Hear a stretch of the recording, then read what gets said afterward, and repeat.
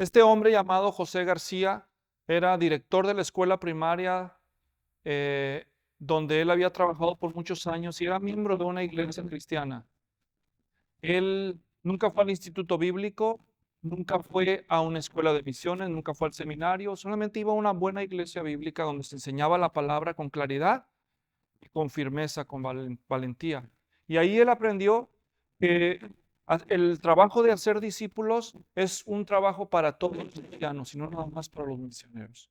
Y él se tomó muy en serio ese mandamiento del Señor, así que él se propuso compartir la palabra, y lo que él hacía, como no tenía ningún entrenamiento formal, pues él iba el domingo a la iglesia, tomaba notas del sermón, y luego entre semana iba y andaba platicando con la gente, y cuando podía le sacaba plática a la gente y le decía, oye, ¿no te gustaría recibirnos en tu casa para que te comparte una lectura bíblica de lo que estábamos aprendiendo ahí en nuestro estudio bíblico en la iglesia?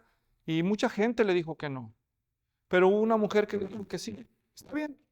Le dijo que sí, lo recibió a él y su esposa Esperanza los martes en la noche, y decía ella que tenía la esperanza de rescatarlo de la secta en la que él había caído, por eso aceptó los estudios bíblicos. Pero con el paso del tiempo, al leer la Biblia, se dio cuenta que la perdida era ella. Y también descubrió las buenas nuevas de que Cristo había venido a morir y a resucitar para salvarnos y perdonar nuestros pecados.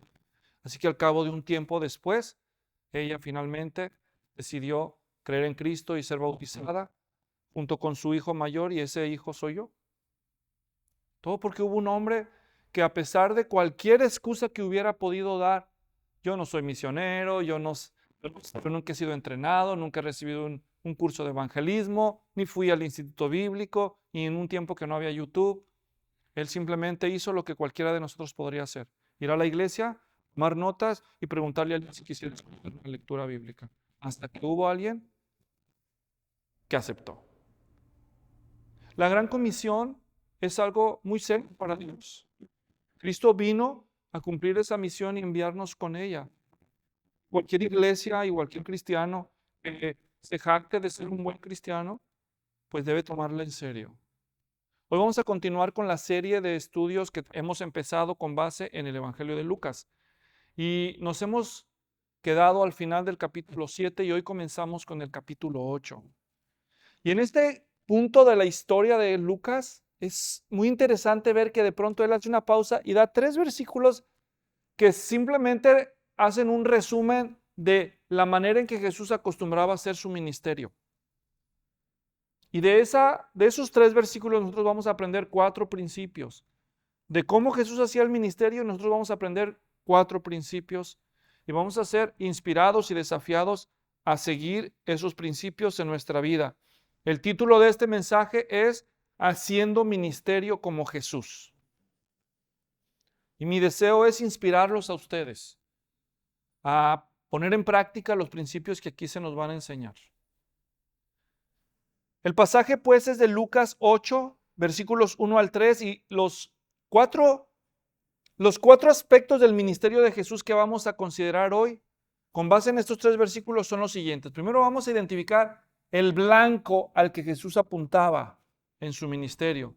Número 2, vamos a identificar claramente cuál era la misión que él perseguía. Número 3, vamos a entender cuál fue la estrategia que él siguió. Y por último, vamos a ver cómo financió él su ministerio. Y de esos 4 puntos vamos a aprender nosotros nuestras propias lecciones, ¿ok? Así que comencemos analizando estos 4 aspectos del ministerio de Jesús y a considerar las lecciones que ello tiene que enseñarnos. Empezamos, en primer lugar, viendo el blanco. Y cuando decimos el blanco es ¿a qué le apuntaba Jesús? ¿Cuál era el blanco al que él quería dar en su ministerio? El versículo 1 comienza diciendo, ¿poco después de qué? Pues poco después de lo que dijo antes, ¿no? En la historia última de nuestra serie, vimos cómo él perdonó a una mujer pecadora. Poco después de eso, entonces, dice, Jesús comenzó a recorrer las ciudades y aldeas. El texto original no dice una sola palabra. El texto original simplemente dice que poco después Jesús recorría. La palabra comenzó no está en griego, porque no es cierto que Jesús comenzó a hacer esto aquí. Jesús había comenzado a hacer esto desde el principio mismo. Por eso estoy haciendo esa corrección. El verbo está en forma imperfecta y simplemente se debe traducir recorría. No es recorrió, es recorría. Es decir, que hacía esto una y otra vez. Dice el texto que Jesús recorría ciudades y aldeas. Cuando hablamos de ciudades, estamos hablando de comunidades con poblaciones significativas. Y cuando hablamos de aldeas, hablamos de comunidades con poblaciones reducidas. Depende del país que tú seas, le pueden llamar de una manera o de otra. Algunos lugares le llaman aldeas, otros le llaman villas, otros le llaman ranchos, otros le llaman pueblos. Depende del país o el lugar de donde vengas. Uno le llama diferente a las comunidades pequeñas, donde todo el mundo se conoce y a veces hasta son parientes de un modo o de otro. Jesús visitaba esas comunidades pequeñas y visitaba las ciudades grandes. Pero esto no fue nuevo después del capítulo 7. De hecho, en Mateo 9:35 dice que Jesús recorría todas las ciudades y aldeas, enseñando en las sinagogas de ellos, proclamando el evangelio del reino y sanando toda enfermedad y toda dolencia. Así que recorrer los pueblos y las ciudades no fue algo nuevo en este punto. Es lo que Jesús hizo desde el principio de su ministerio público. ¿Están entendiendo el punto? Quizás ustedes han escuchado del presidente Manuel Andrés López Obrador. ¿Han oído ese nombre? Este hombre es famoso ahora en México porque es el presidente de la República. Pero los que llevamos, digamos que conocimiento de la política mexicana, hemos de recordar cómo él perdió 2 veces las elecciones presidenciales antes de eso, ¿verdad? Y todo lo que se acompañó con esa polémica. Pero ¿qué hizo Andrés Manuel después de perder las últimas elecciones? Él se dedicó a la tarea de visitar cada uno de los 2,469 municipios de México a pie. ¿Sabían eso? ¿Que eso hizo él? Uno se pregunta, pues, ¿cómo hizo para convencer a toda la gente? ¿Cómo hacía un hombre para ganar una nación para sus ideales? Haciendo eso.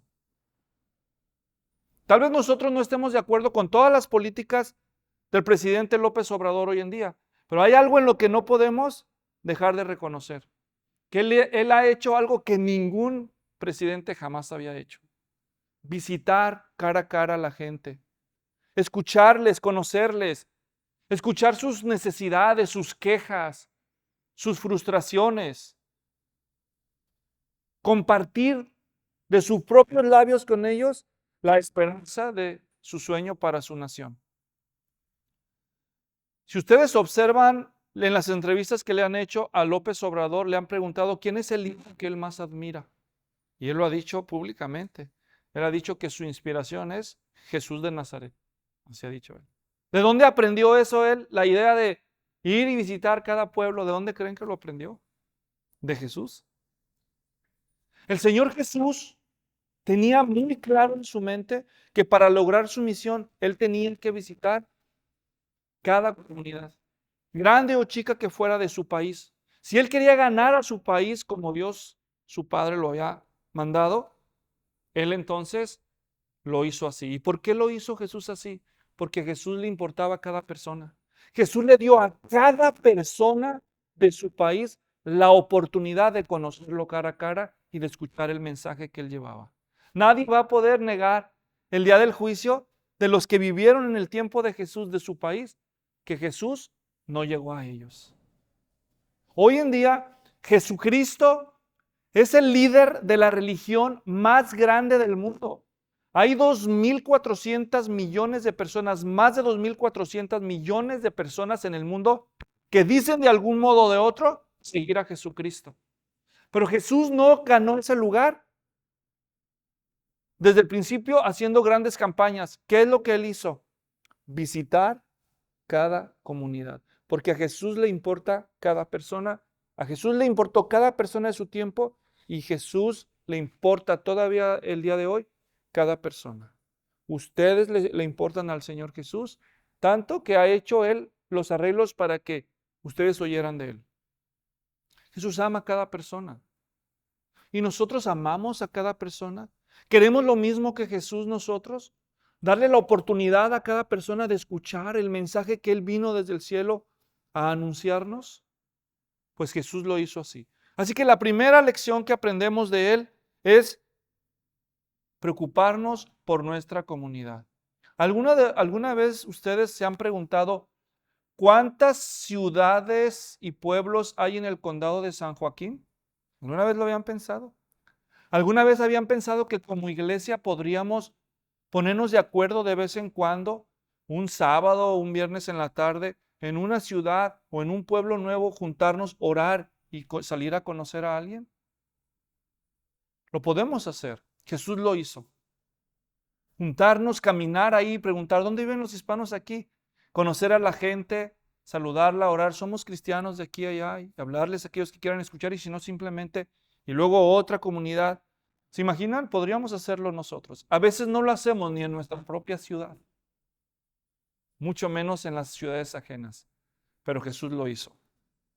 Ahora, después de haber visto su blanco, cada comunidad, vayamos a ver su misión. Ahí todavía en el versículo 1 leemos, dice que Jesús visitó cada ciudad y cada aldea o villa, proclamando y anunciando las buenas nuevas del reino de Dios. Diga, el reino de Dios. Jesús recorría las ciudades y las aldeas para dar a conocer las buenas nuevas del reino de Dios. Hermanos, anunciar las buenas nuevas del reino de Dios es la misión de Jesús y Él lo dejó saber públicamente desde el principio. Cuando estudiamos Lucas capítulo 4, ahí quedó bien claro. Los voy a regresar por si no lo recuerdan. En Lucas 4:43 escuchen las palabras de Jesús.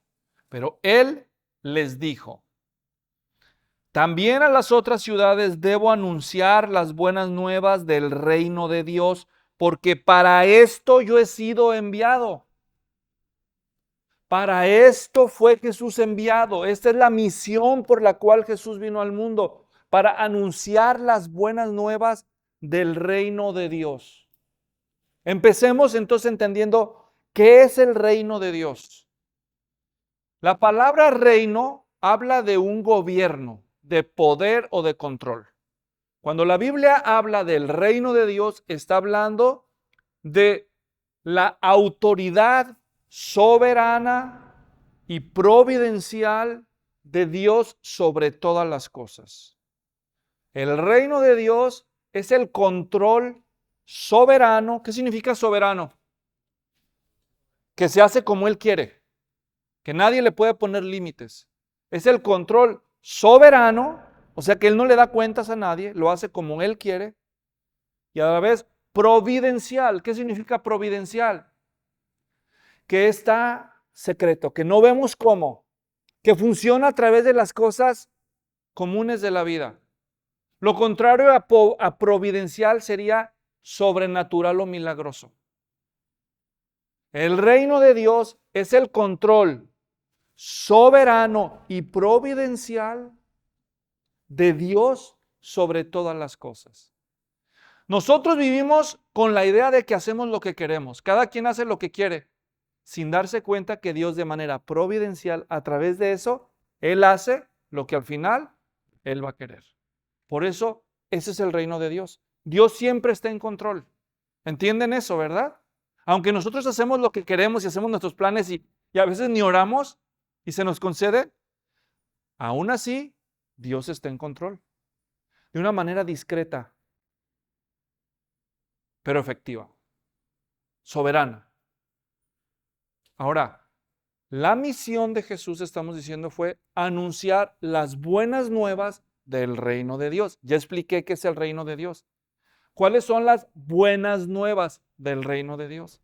La buena noticia del reino de Dios es que Jesús de Nazaret es el Hijo de Dios designado para ser el rey de ese reino.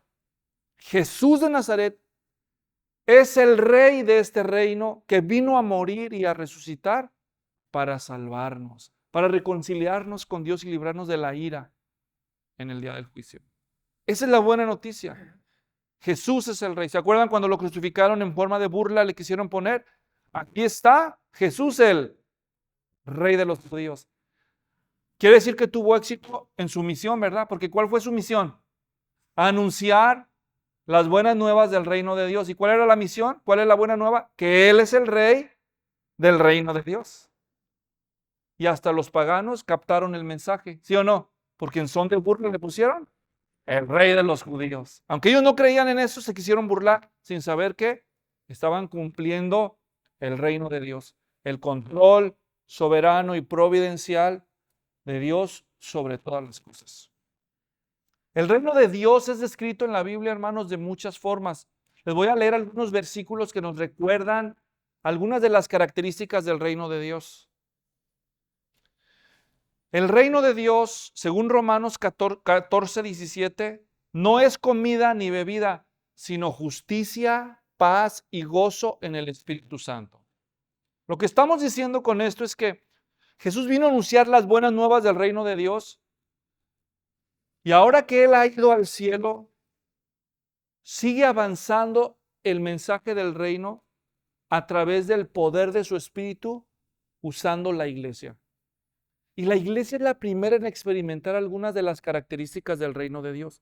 La iglesia es la primera en experimentar la justificación por la fe. La iglesia es la que experimenta la paz con Dios. La iglesia es la primera que experimenta el gozo de la salvación. Porque el reino de Dios no es comida o bebida, sino justicia, paz y gozo. Otro distintivo del reino de Dios es el poder de Dios. Primera de Corintios 4:20, porque el reino de Dios no consiste en palabras, sino en poder. La santificación es otra virtud del reino de Dios. Efesios 5:5, porque con certeza ustedes saben esto, que ningún inmoral, impuro o avaro, que es idólatra, tiene herencia en el reino de Cristo y de Dios. ¿Qué está diciendo? Que el reino de Dios es un reino de santidad, donde ya el pecado y los pecadores no van a entrar. Mucho más se podría decir del reino de Dios. ¿Se acuerdan cuando Jesús enseñó el Padre Nuestro a sus discípulos? ¿Cómo les enseñó que empezaran esa oración? ¿Cómo empieza la oración? Padre nuestro que estás en el cielo, santificado sea tu nombre. Y luego, ¿qué dice? Venga a tu reino. Entonces, hay aspectos del reino de Dios que empezaron a activarse con la llegada de Jesús, pero hay otros aspectos del reino de Dios que van a cumplirse en los tiempos finales. Entonces, el reino de Dios y las buenas noticias del reino de Dios fueron la misión de Jesús. Pero cuando Jesús muere, resucita y se va al cielo, ¿qué pasa con esa misión? ¿Se acaba la misión? Esa misma misión fue transferida a la iglesia. De hecho, aquí mismo en Lucas, estamos en Lucas 8, si le dan vuelta a la página, ahí nomás en el capítulo 9, van a descubrir cómo Jesús en los primeros viajes misioneros de corto plazo que le dio a sus discípulos, miren lo que hizo. Dice en Lucas 9:2, y los envió a proclamar ¿qué? El reino de Dios y a sanar a los enfermos. Versículo 62, casi al final, en el mismo capítulo. Dice, es el 60, perdón. Mas él le dijo, estoy en Lucas 9:60, mas él le dijo, deja a los muertos que entierren a sus muertos. Pero tú ve y anuncia por todas partes ¿qué? Así que Jesús no quería que el mensaje del reino de Dios, ¿estará lloviendo o es el calor? ¿Sí iba a llover? Ah, bueno, pues muy raro que en este mes llueva aquí.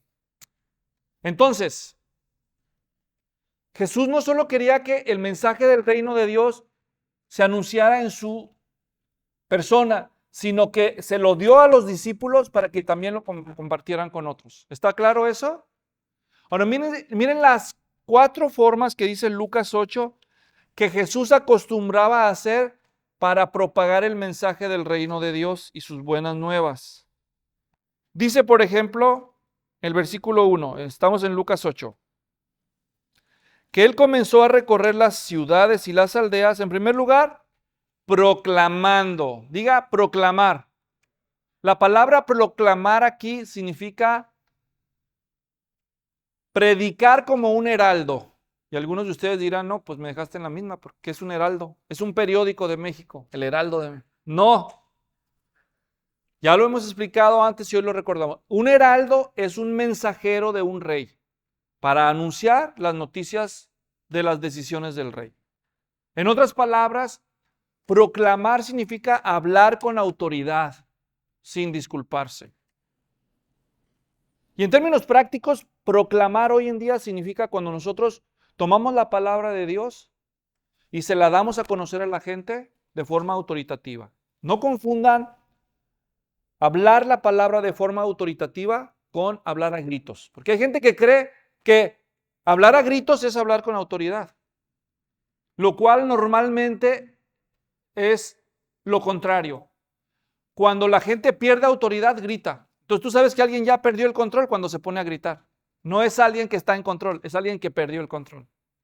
Anunciar la palabra de Dios con autoridad es anunciarla con seguridad, sin disculparse. Por ejemplo, la figura quizás más típica para nosotros que vivimos en este ambiente de la autoridad es el policía, ¿verdad?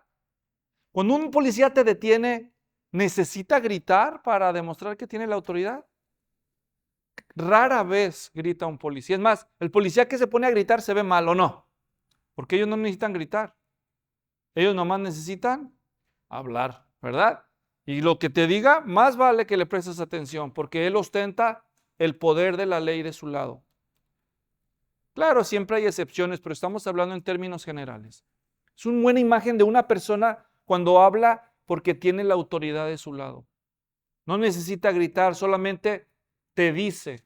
Hace no mucho vi una noticia de una muchacha que dice, esto es lo que pasa cuando crían a alguien sin decirle que no. Y era una muchacha que estaba haciendo escándalo y se robó algo por ahí y le llamaron a la policía y empezó ella a hacer, llegó un policía y le dijo, hey, deténgase, ¿qué está haciendo? Y ella dijo, yo no tengo por qué contestarte. Y se siguió, le dijo, detente. No, no tengo que detenerme. Y se siguió caminando ella y el policía fue detrás de ella y la sometió. La sometió, le puso las esposas y ella empezó a patalear y a hacer un escándalo y todo. Le dijo, ¿puedes levantarte para caminar? Te conviene. No le hizo caso, la levantó de los brazos. Órale, y la arrastró. ¿Sabe qué siente uno cuando ve eso?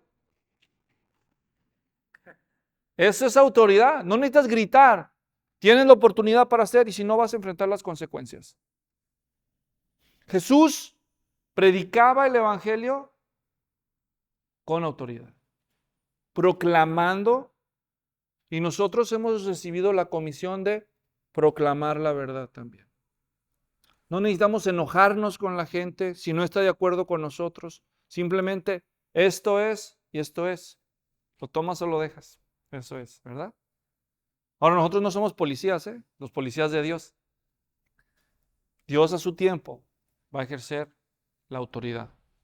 El segundo medio que Jesús usó para progresar la misión de anunciar las buenas nuevas del reino, aquí en el versículo 8:1 todavía, es no solo proclamando, sino también anunciando las buenas nuevas. Esas tres palabras, anunciando las buenas nuevas en griego es una sola palabra. Y es la palabra evangelizando. Así dice en griego, evangelizando. Pero está bien traducido, porque evangelizar es dar o compartir las buenas nuevas. Entonces, predicar, proclamar la palabra de Dios con autoridad fue la primera forma que se menciona aquí, la primera manera en que Jesús estaba cumpliendo su misión. Y la segunda forma fue dando a conocer públicamente la buena noticia. ¿Cuál buena noticia? La que ya mencioné, que Jesús es el Rey de Dios, es el Rey Salvador. Y cada vez que nosotros compartimos con alguien la noticia de que nuestro Señor Jesucristo y solo nuestro Señor Jesucristo es el único Señor y Salvador porque Él es el Rey, estamos anunciando la buena noticia del reino. La tercera forma que se menciona aquí que Jesús usó, el tercer medio para avanzar el reino de Dios, además de proclamar y evangelizar, es, según el versículo 2, sanidad de los que sufrían por los espíritus malignos. Observen que al hablar de las mujeres en el versículo 2 dice, y también algunas mujeres que habían sido sanadas de espíritus malos. ¿Quién las sanó? Así que Jesús no solo predicaba la palabra de Dios, dando enseñanza y la revelación de Dios, sino que, y no solo anunciaba la buena nueva de que Él era el Salvador, el Rey, sino que además, cuando se encontraba personas con problemas demoníacos, las liberaba. Hoy en día nosotros le llamamos a eso el ministerio de la liberación.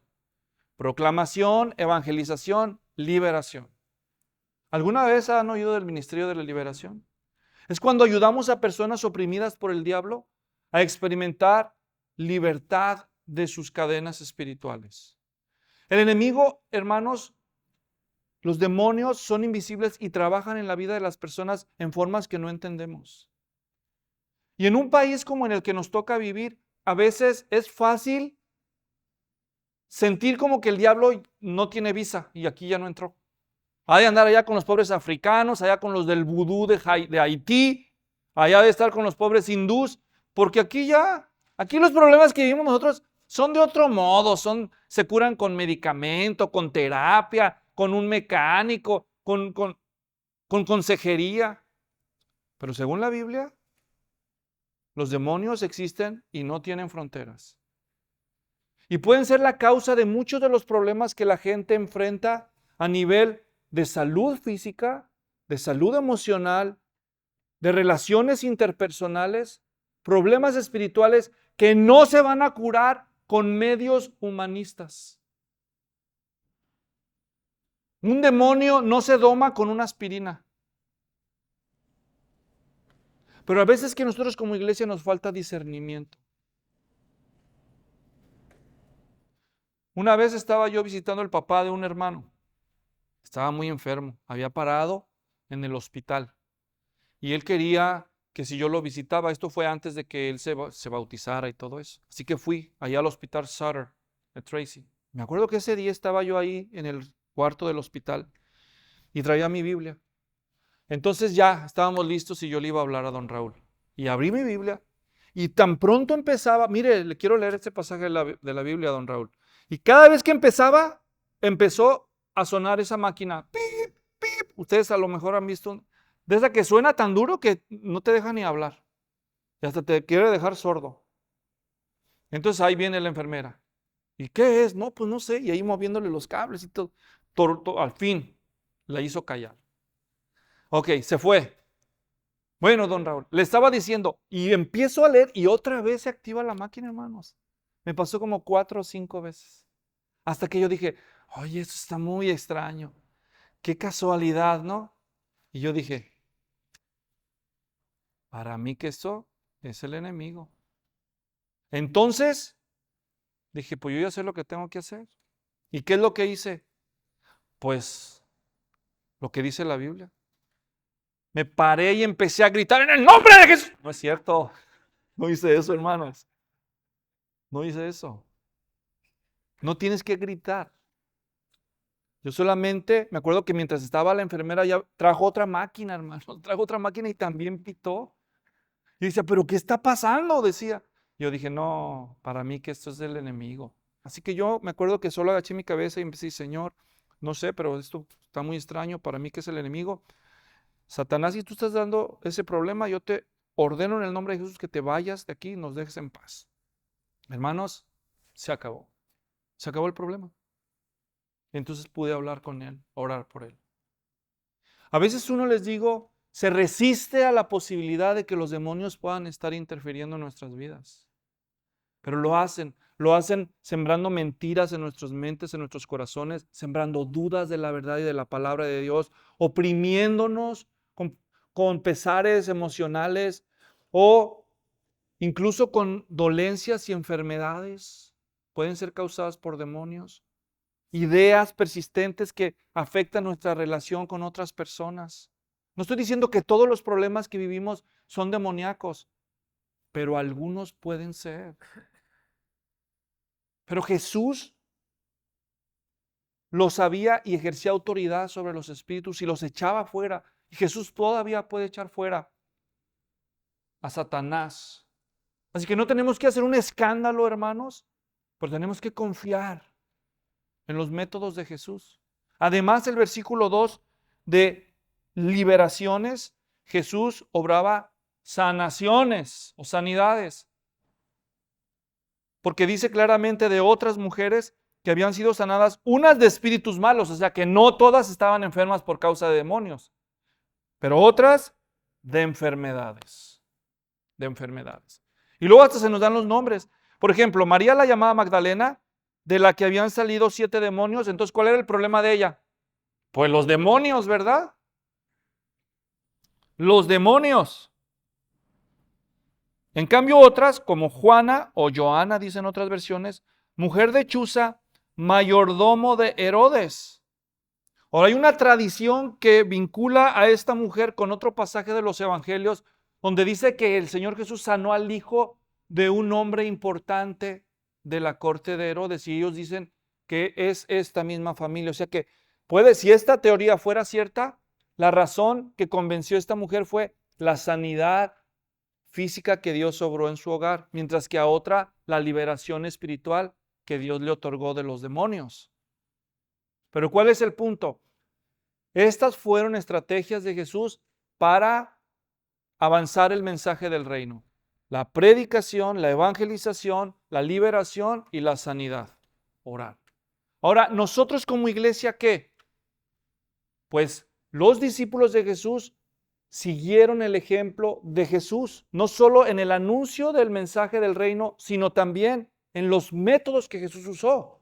Porque si ustedes observan, por ejemplo, entre los pasajes que ya leí, en Hechos 19:8, Jesús le dice a Pablo, dice, Pablo entró en la sinagoga, por 3 meses continuó hablando abiertamente, discutiendo y persuadiéndoles acerca del reino de Dios.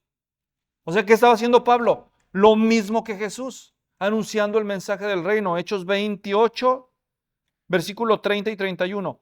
Pablo se quedó por 2 años enteros en la habitación que alquilaba, estamos hablando en Roma, 2 años en Roma.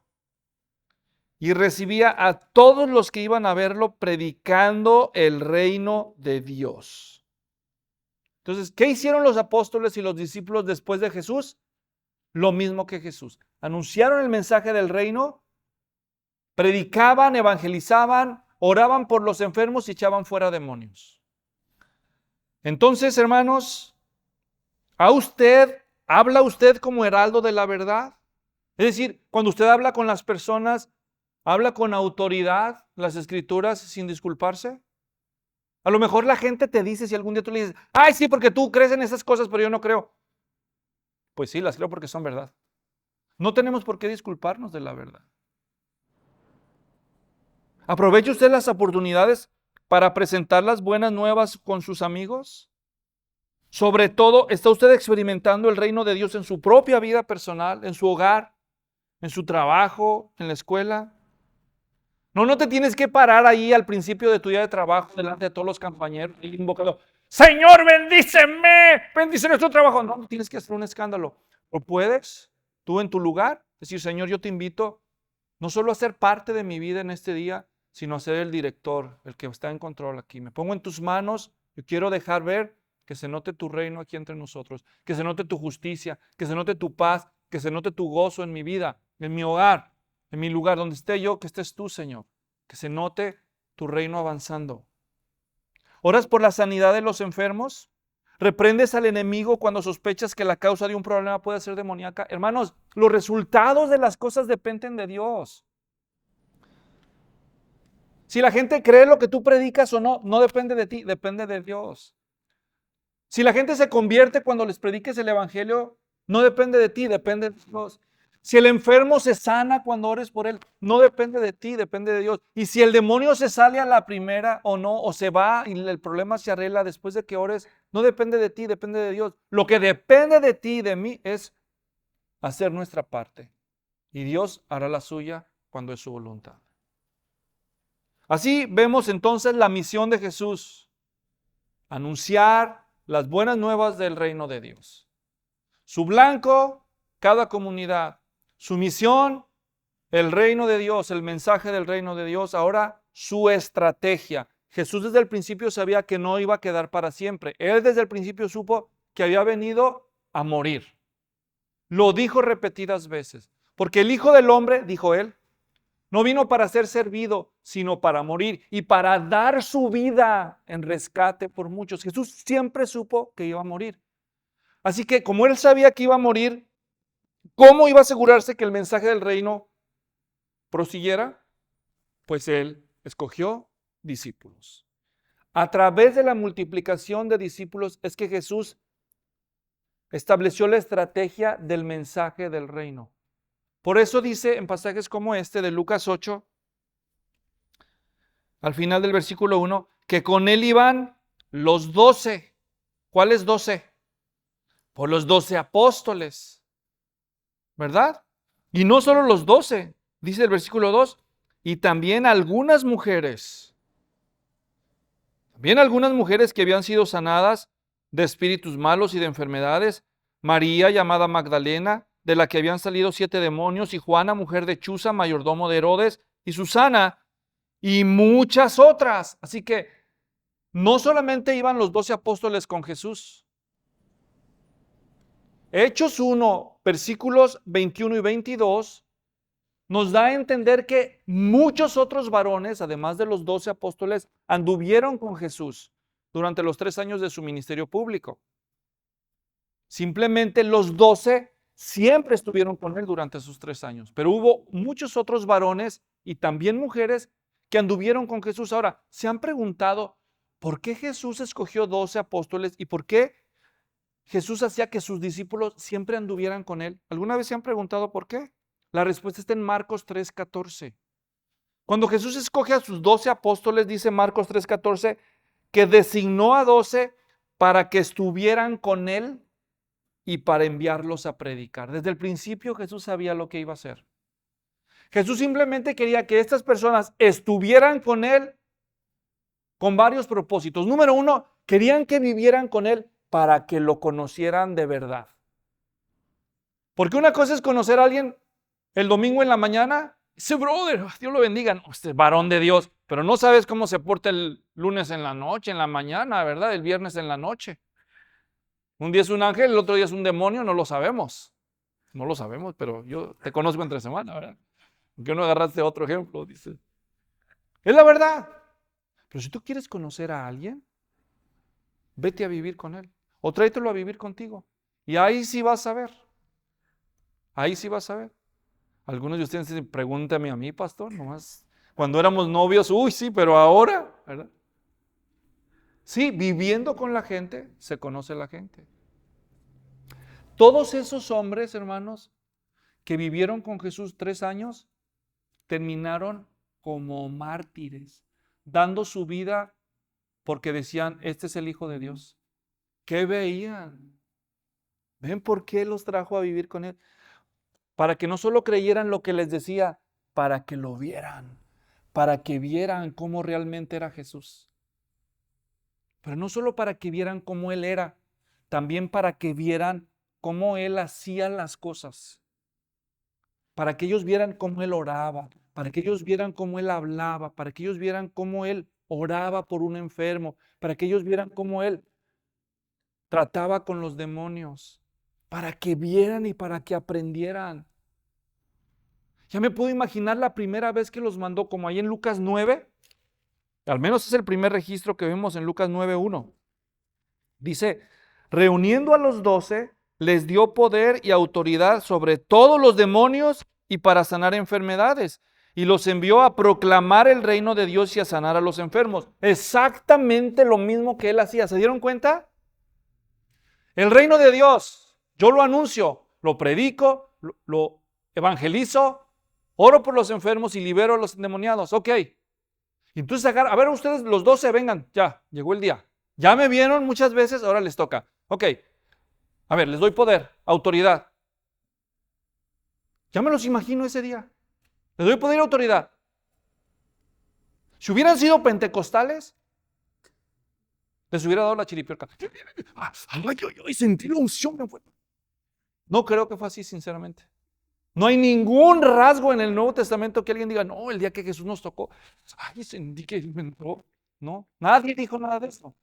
Fue algo así tan simple como, ok, les doy autoridad, les doy poder sobre espíritus y para sanar a los enfermos. Yo me imagino ellos así como diciendo, ¿y ahora? Ahora vayan a las aldeas y hagan lo mismo que yo y curen a los enfermos, y echen fuera a los demonios. Ya me puedo imaginar ahí, no sé, Felipe volteando con Andrés diciéndole, ¿sientes la autoridad? ¿Sientes el poder? Pues vámonos, nos tocó ir juntos. Y ya me los imagino llegando al pueblo ahí. ¿Se pueden imaginar eso? ¿Qué hacemos? Pues ¿qué hace Jesús? Se para en una plaza. ¡Hey! Les vamos a hablar del reino de Dios. Tal vez les hacía caso. O se burlaban de ellos. Hasta que tal vez ahí alguien salió que estaba enfermo. Tú, a ver, tú que estás enfermo. Y dijeron, pues, alguien se tuvo que animar. Pues, ¿cómo le hace Jesús? Entonces uno de los dos tuvo que haber dicho, ¿sabes qué? Yo voy a orar por ese enfermo. Te gané, a ti te tocan los endemoniados, ¿verdad? Y fue y digo, pues, en el nombre de Jesús te curas. Y ¡zas! ¡Bum! ¿Se imaginan eso? ¿Se imaginan para ellos lo que debe haber sido ver el primer enfermo sanar? Y ellos dijeron, órale, ay, ¿esto es en serio? ¿Se imaginan si vieron a alguien paralítico caminar? O con una pierna torcida, ver que se endereza eso y delante de sus ojos dijeron ellos como diciendo, ¿qué pasó aquí? ¿Se imaginan el primer endemoniado que se les manifestó ahí? Y ellos dijeron, en el nombre de Jesús, suéltalo. Y la persona, eso requirió fe de ellos. ¿Por qué Jesús los había hecho vivir con Él? Para que aprendieran, para que supieran qué hacer cuando llegara el momento. Y llegó el momento, ¿o no? Llegó. Así que la estrategia de Jesús, hermanos, ¿cuál fue? Reproducir su vida en otros. ¿Entienden? Producirse en otros. Notablemente, este pasaje es como una especie de tributo a las mujeres. Porque casi siempre en el relato bíblico, las mujeres no se mencionan por nombre, casi siempre se mencionan más los hombres. ¿Han notado eso? Pero esto no le quita mérito a las mujeres, porque las mujeres siempre fueron parte muy importante del plan de Dios en el mundo. Muy importante en el ministerio de Jesús, el rol de las mujeres. Miren, algunos ejemplos. Cuando Dios decide mandar la buena noticia de que su hijo va a hacerse hombre, la primera vez que el ángel de Dios fue enviado al mundo, ¿con quién habló? Con una mujer, María, ¿verdad? Cuando María recibe ese mensaje, el hombre de su vida dudando, pero ella va con Elizabeth y ella le dice, tú eres la escogida de Dios. Así que Dios usa una mujer para darle aliento a la escogida. Luego nace el Hijo de Dios y empieza a crecer. Un día hacen un viaje a Jerusalén desde el norte del país, ¿se acuerdan? Y de regreso se les pierde el niño. En Lucas está esta historia, ya la estudiamos. ¿Quién es la primera en darse cuenta? Ahí el papá, ¿verdad? Oye, ¿y el niño? María, ¿verdad? Avancemos en el tiempo. Jesús es traicionado por un hombre de sus discípulos. Y todos los demás lo abandonan. Pero hubo solamente un pequeño grupo que estuvo con él siempre hasta la cruz. ¿Quiénes fueron? Las mujeres. Mientras los valientes hombres, ¿dónde están? Escondidos. Eso dice el Evangelio, escondidos. Y Jesús resucita. Y como estos valientes están escondidos allá, ¿no quieren que los maten? ¿Quiénes fueron las primeras testigos de la resurrección de Cristo? Las mujeres. De principio a fin, las mujeres, un rol importantísimo en el ministerio de Jesús. Hermanos, no creo que haya una sola iglesia en el mundo entero, ni en esta generación, ni en ninguna generación, que haya logrado ningún avance en el cumplimiento de la misión de Jesús, donde las mujeres no tuvieron un papel decisivo. Aquí hasta se menciona el nombre de algunas de ellas. Un homenaje a estas servidoras. Y nosotros deberíamos estar agradecidos con nuestras hermanas, y lo estamos. Yo les doy gracias por su trabajo, por su dedicación, por su generosidad, por su servicio. Y debemos siempre estar agradecidos por el ministerio de ellas. El hecho de que sus nombres no se mencionen tan seguido no significa que no son importantes. No necesitan ser pastoras ni apóstolas para ser valiosas y para ser reconocidas por Jesús. Así que la estrategia que vemos de Jesús es multiplicar su vida en sus discípulos. En sus discípulos. Una de las satisfacciones más grandes que yo tengo, hermanos, como pastor, estos primeros poco más de 30 años que tengo de pastor, ¿saben cuál es?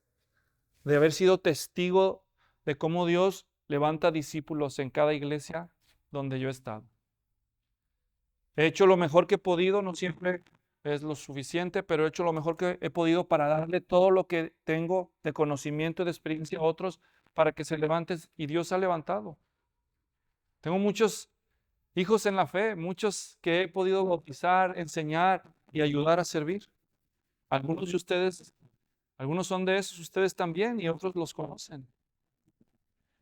De veras no tengo conciencia de cuánta gente, pero si yo les contara, tengo en mi memoria una lista de rostros, de personas, así como tengo los rostros de ustedes, de personas que los considero mis amigos, pero que empezaron el camino del Señor. Algunos de ellos yo los evangelicé y yo los pude bautizar y yo los pude ver levantarse.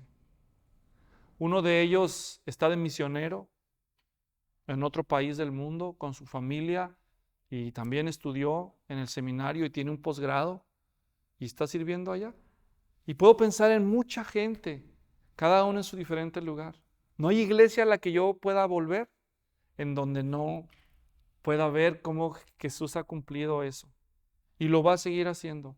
Porque la obra de reproducir discípulos es la tarea, es la estrategia para sacar adelante la misión. Y lo último, pero la misión no es gratis, la misión cuesta, ¿verdad? ¿De dónde sacaba Jesús el dinero para sostener su ministerio? ¿Ya lo descubrieron de dónde? Este versículo no lo dice. Para sorpresa de todos, el financiamiento del ministerio de Jesús vino principalmente, según este pasaje, ¿de quién? De mujeres. De mujeres.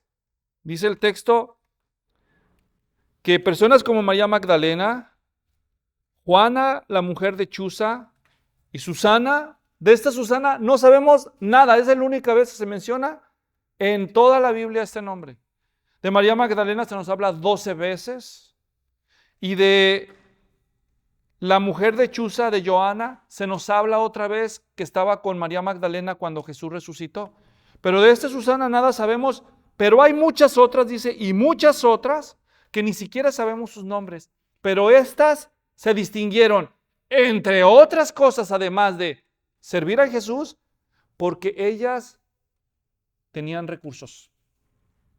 Fueron personas que Dios bendijo con recursos materiales y ellas decidieron de sus recursos sostener el ministerio de Jesús. Y noten las palabras del texto.